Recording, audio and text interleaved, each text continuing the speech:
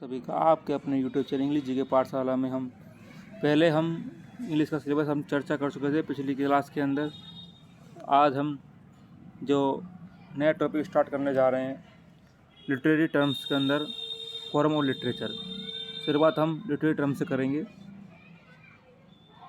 तो ये बहुत आसान रहती है पढ़ने के लिए, सबसे ईजी रहती है लिटरेरी टर्म्स। इसमें सिर्फ आपको याद करना है। तो लिटरेरी टर्म्स के अंदर हम पढ़ेंगे फॉर्म ऑफ लिटरेचर। तो फॉर्म ऑफ लिटरेचर कितने प्रकार की होती है? 3 प्रकार की। देखो, फॉर्म ऑफ लिटरेचर जो होता है 3 प्रकार का होता है।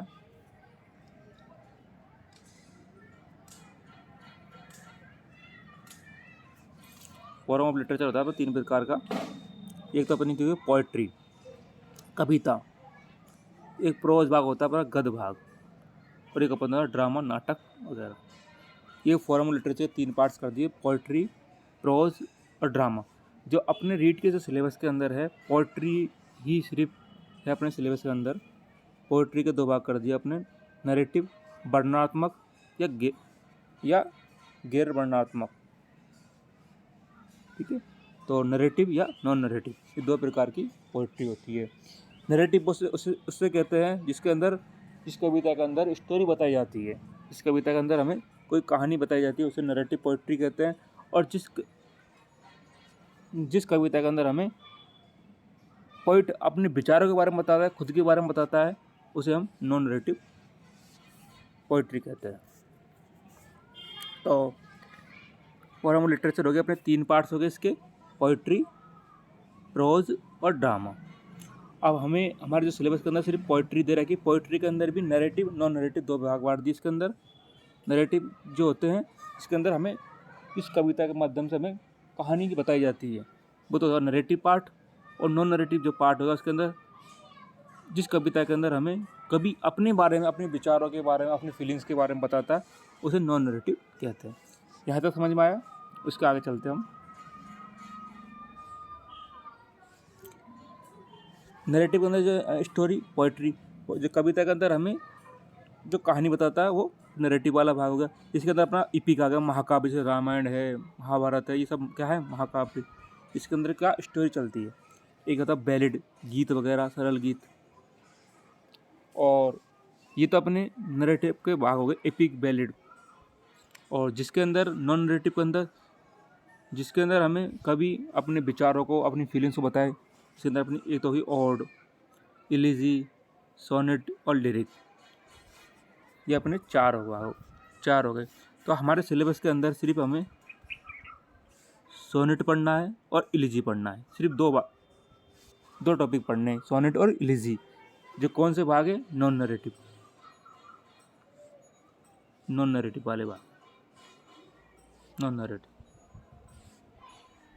तो पहला ही क्वेश्चन ये आ जाता है पेपर के अंदर कि पोइट्री के अंदर जो इलीजी है, ये नरेटिव है, नॉन नरेटिव है। तो पहली बात आपको यह ध्यान रखना, अपने सिलेबस के अंदर ही 2 है, इलीजी और सोनेट, दोनों ही क्या? नॉन नरेटिव पोइट्री है। ये आपको विशेष पूर्वक ध्यान रखना है।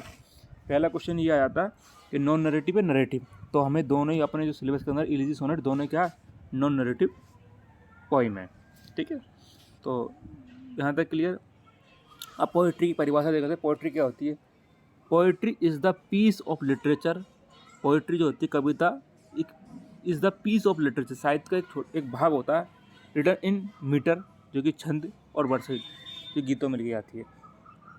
पोइट्री लिटरेचर का ऐसा भाग होता है जिसको हम किस में लिखते हैं? मीटर और वर्सेस में लिखा जाता है। ये अपने पोइट्री की डेफिनेशन हुई। तो शुरू कर रहे हैं हमारा टॉपिक सोनेट।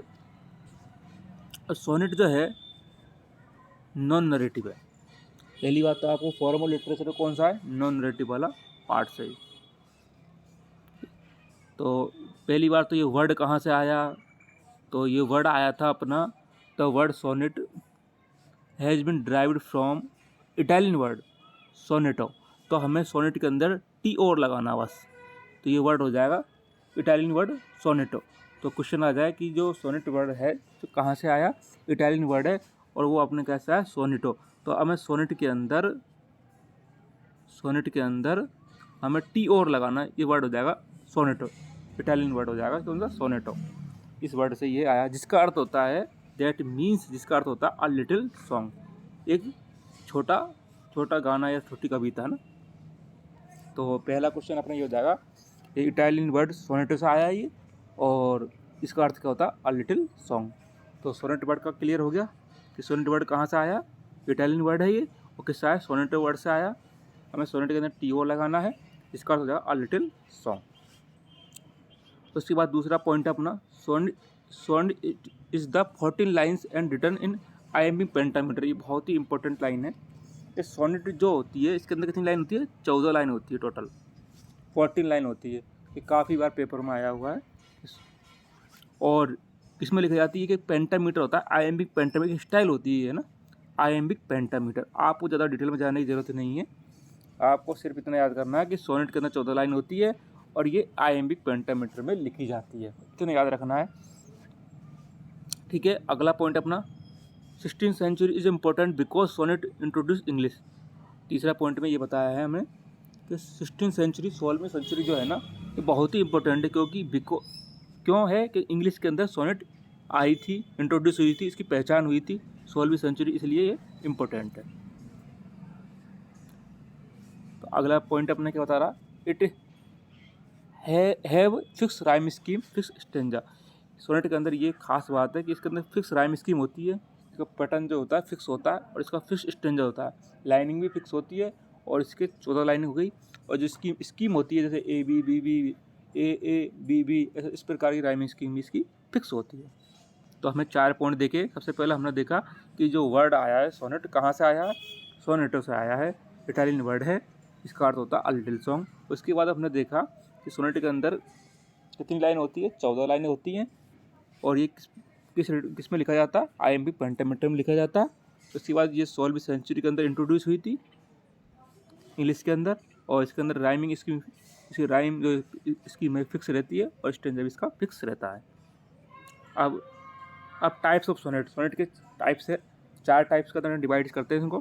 पेट्राकन सोनेट, पेट्राकन सोनेट, दूसरी है शेक्सपियरियन सोनेट, स्पेंसरियन सोनेट, और कर्टल सोनेट। कर्टल सोनेट 4 प्रकार हुए इसके, Petrarchan sonnet, Shakespearean sonnet, Spenserian sonnet और कर्टल सोनेट। ये जो फेमस राइटर है उन्हीं के नाम से नाम दे दिया इनको, है ना। अब इसकी जो पेपर के अंदर आता है, पेपर के अंदर इनकी राइमिंग स्कीम पूछ लेते हैं। तो सबसे पहले हम राइमिंग स्कीम देखते हैं इसकी। पेट्राकन सोनेट राइमिंग स्कीम है A B B A, A B B ए,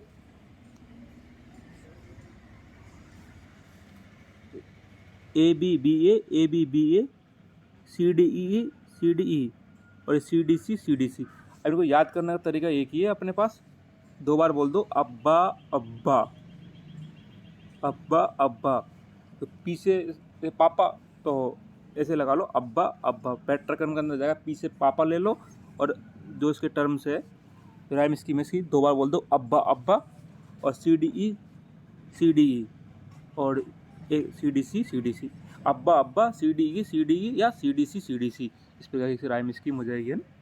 तो पेट्राकन के अंदर हमें पी लेना है, पी ले लिया हमने, पी से पापा, पापा को लोग क्या कहते हैं, अब्बा अब्बा कहते हैं, तो वो 2 बार अब्बा अब्बा बोल देंगे। उसके बाद सी D C, C D C, और C D C, C D E, C D E, और C D C, C D सी।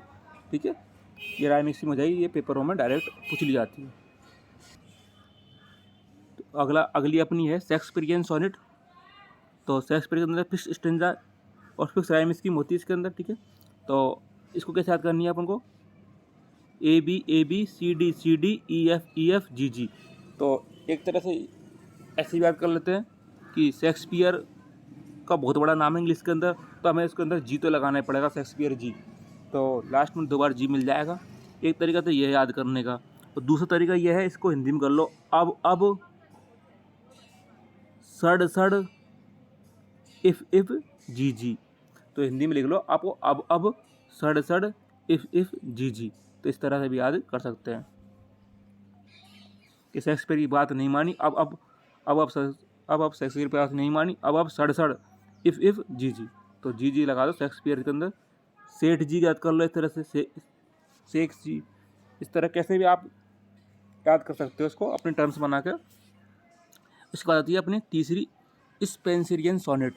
इसके अंदर ही वही फिक्स स्ट्रेंजा होता है, फिक्स टाइम स्कीम होती है। इसको बना लो अब बस बस CD सड़ ई। तो इस तरह बना दो, जैसे स्पिन बॉल आती है ना, स्पिन बॉल, तो आप कहते हैं अब बस बस बहुत है, अब रुक जाओ, है ना। स्पिन बॉल को देखते बोलते कि अब बस बस रुक जाओ। इस तरह से याद कर लेना, AB BC BC CD CD ई। तो जिस तरह याद कर, और लास्ट में अपनी आती कर्टल सोनेट, 8-10 लाइन की होती है। ये डायरेक्टली क्वेश्चन आ जाता है कि 8-10 लाइन का सोनेट को क्या कहते हैं, कर्टल सोनेट कहते हैं।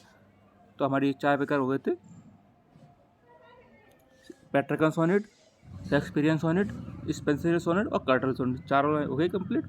इसमें अब आपको पेट्रिकन सोनेट में अब याद करना है, और शेक्सपियरियन सोनेट के अंदर आपको जी लगाना है, और स्पेंसरियन के अंदर आपको स्पिन बॉल याद करनी है अब, और लास्ट में इसके अंदर ई आएगा, अब बस बस सड़ ई।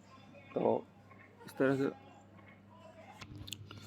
और अगला पॉइंट है अपन, the person who writes sonnet is called sonneteer. जो सोनेट को जो लिखता है उसे सोनेटर बोलते हैं।